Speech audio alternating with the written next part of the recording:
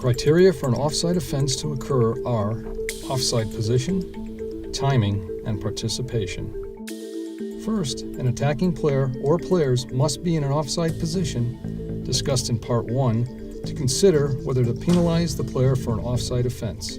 Second, the timing refers to the moment when the ball is played or touched by a teammate of the attacking player. Any attacker in an offside position at this moment can potentially be penalized for an offside offense.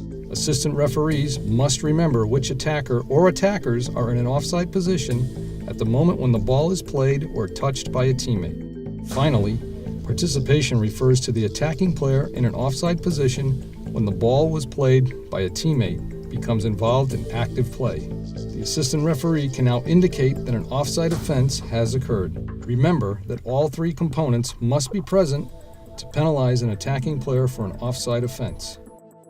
How does a player become involved in active play? The player in an offside position, when the ball was played or touched by a teammate, can become involved in active play in three ways: by interfering with play, by interfering with an opponent, or by gaining an advantage.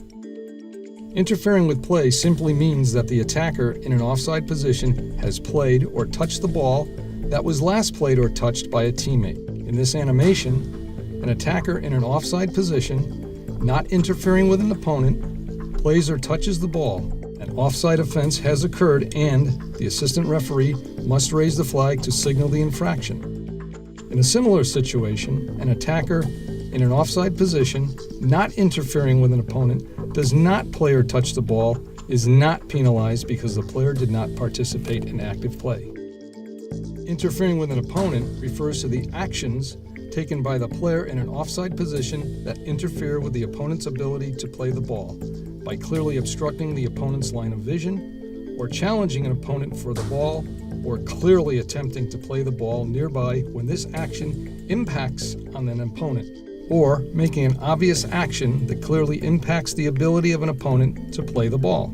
In this animation, the attacker clearly obstructs the goalkeeper's line of vision, and thus the goalkeeper's ability to play the ball.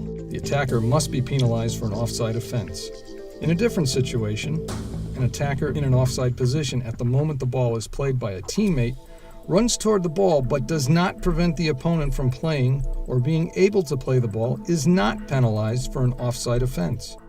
In a similar situation, an attacker in an offside position that challenges the opponent for the ball and thus prevents the opponent from playing or being able to play the ball is penalized for an offside offense. Lastly, gaining an advantage involves an attacker in an offside position playing the ball or interfering with an opponent when the ball has rebounded or has been deflected off the goalpost, crossbar, match official, or an opponent, or been deliberately saved by any opponent. A save occurs when a player stops or attempts to stop a ball that's going into goal or very close to the goal while avoiding the use of the hands or arms, except the goalkeeper within the penalty area. In this animation, an attacker in an offside position is penalized for an offside offense for playing the ball that rebounds, is deflected, or is played from a deliberate save by the goalkeeper, and having been in an offside position when the ball was last played or touched by a teammate. In a similar situation, an attacker in an offside position is not penalized if the same attacker does not play or touch the ball and a teammate in an onside position plays the ball.